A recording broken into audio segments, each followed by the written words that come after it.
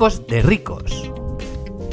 Los trucos que utilizan los ricos para hacer crecer su dinero.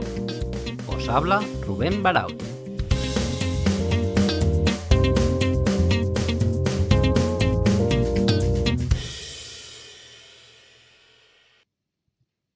Bienvenidos al capítulo número 33 del podcast de Trucos de Ricos. ¿Cómo estáis? Tengo constancia de que muchos de los oyentes de este podcast son inversores inmobiliarios. ¿Pero sabéis lo que tienen en común la mayoría de ellos? Al menos los que yo conozco personalmente.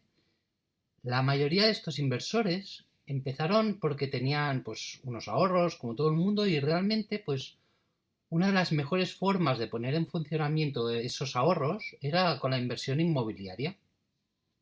Empezaron a saco, digamos. Compraron la vivienda, la compraron como una inversión, pero realmente lo hicieron un poco por inercia, es decir, buscando precios bajos en la compra y poniéndolos en alquiler, pero no investigaron mucho más. Si al final, si eso les acababa cubriendo la cuota de la hipoteca, pues ya se daban por satisfechos. La mayoría de ellos no hicieron ni un cálculo para saber la rentabilidad que les iba a dar esa inversión. Vieron que tenían el dinero y lo invirtieron, y después de unos años han visto que realmente tienen sus viviendas ya pagadas y que realmente ha sido una muy buena inversión en la mayoría de los casos. Pues bien, esta forma de invertir está muy bien. De hecho, no tengo ni el más mínimo interés en criticarlo. Está muy bien y ya me gustaría a mí haberlo hecho. Pero hoy en día, gracias a Internet y a que el conocimiento es mucho más accesible, sabemos que hay diferentes maneras de calcular la rentabilidad de una inversión inmobiliaria. Bien, de toda la vida ha existido la rentabilidad, pero ahora yo creo que la gente se maneja más con esta nomenclatura. Creo que es muy interesante que sepáis las diferentes maneras de calcular la rentabilidad de una inversión inmobiliaria. Para haceros una idea de cómo va a progresar nuestro patrimonio después de esta inversión, es muy importante saber la rentabilidad. Ya hemos hablado alguna vez del interés compuesto. En las inversiones es muy interesante ver el rendimiento que nos pueden dar nuestras inversiones y así podernos hacer unos cálculos de cómo va a estar nuestro patrimonio en unos años, en el futuro. Que realmente con el interés compuesto y si vas reinvirtiendo el capital que vas ganando, la bola de nieve se puede llegar a hacer muy grande y está bien tener una previsión antes de hacer la inversión. Pues bien, según el diccionario, la rentabilidad es la relación existente entre los beneficios que proporciona una determinada operación versus el esfuerzo que se ha hecho. Hasta aquí todo claro. Exactamente este tipo de rentabilidad es lo que en todas partes vais a ver como la rentabilidad bruta. Pongamos un ejemplo. Yo recibo 1.000 euros de alquiler cada mes. Esos 1.000 euros los multiplicamos por 12, realmente porque calcularemos la rentabilidad anual, por lo tanto, por los 12 meses del año, y lo dividimos entre el precio total del inmueble. Lo que me ha costado el inmueble, con todos los impuestos, con los gastos de notaría, comisiones de la inmobiliaria, gastos de registro, costes de reparaciones o de reformas si fuera necesario, los muebles que compras, si compras una tele, absolutamente todo. Por lo tanto, hacemos 1.000 euros al mes que recibes de alquiler por 12 meses, son 12.000 euros, y si suponemos que el piso nos ha costado 200.000, por ejemplo, si dividimos 12.000 entre 200.000 y lo multiplicamos por 100 porque normalmente se expresa en porcentajes la rentabilidad, entonces obtenemos un 6% de rentabilidad.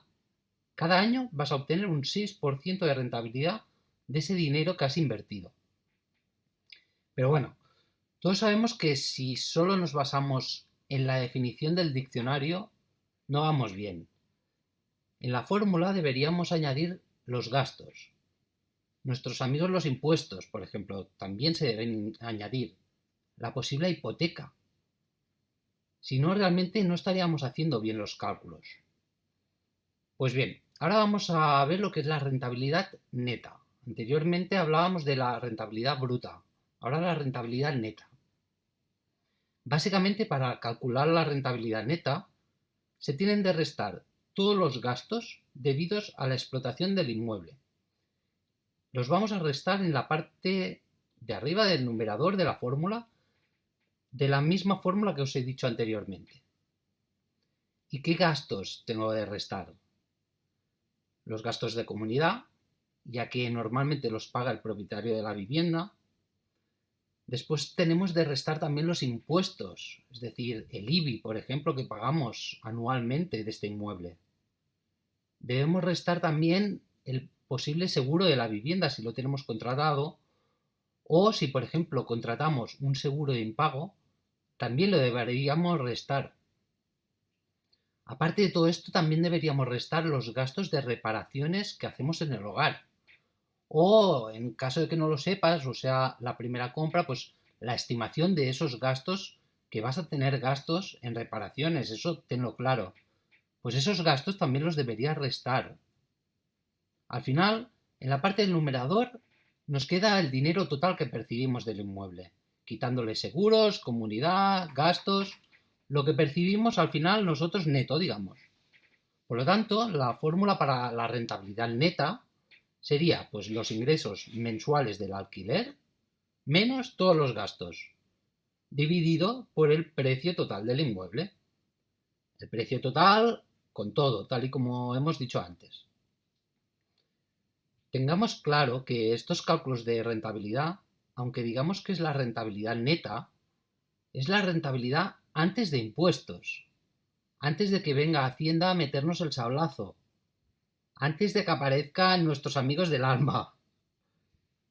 Si realmente lo que queremos es saber la rentabilidad neta después de impuestos, esto ya depende de cada uno y depende del IRPF.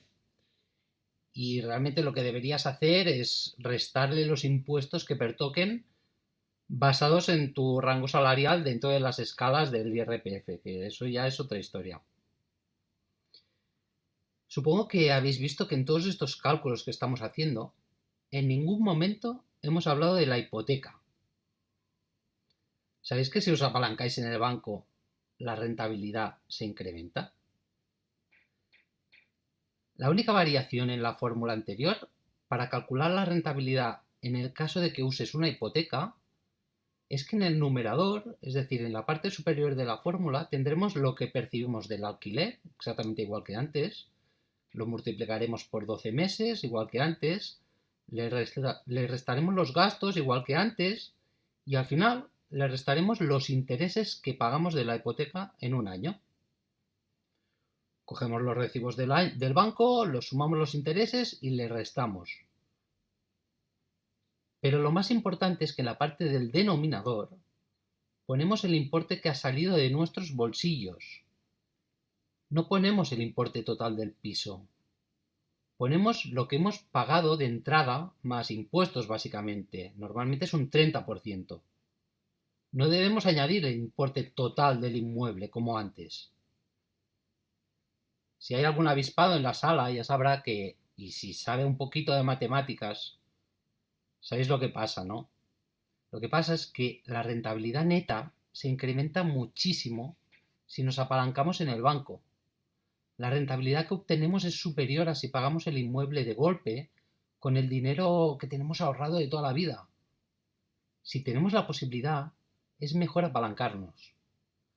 No estoy diciendo que os vayáis ahora mismo a coger deuda y de hacerlo sin cabeza, pero teniendo claro estos números, si lo hacéis bajo vuestras posibilidades, la rentabilidad se verá incrementada muchísimo. Para que lo sepáis solamente, este tipo de rentabilidad neta, añadiendo la hipoteca, en inglés lo vais a poder encontrar por todas partes, por internet y todo, como cash on cash return. A mí me gusta más decirle la rentabilidad neta. Y por último, dejadme que os vuelva a calcular los datos de la rentabilidad por si hay alguien que aún no se cree estos cálculos.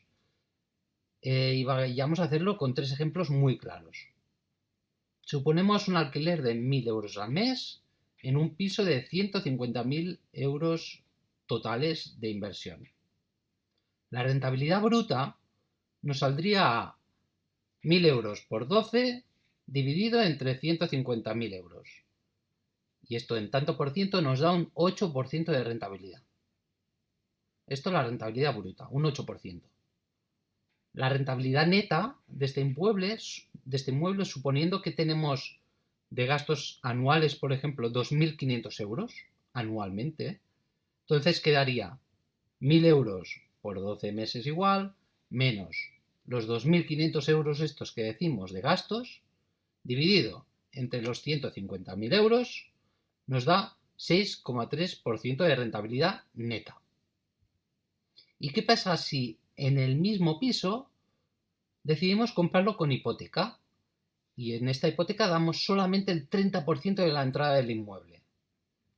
Contando que tenemos exactamente igual 2.500 euros de gastos, como antes, y pongamos que de interés de la hipoteca, por ejemplo, pagamos 2.400 euros anuales, unos 400 euros al mes.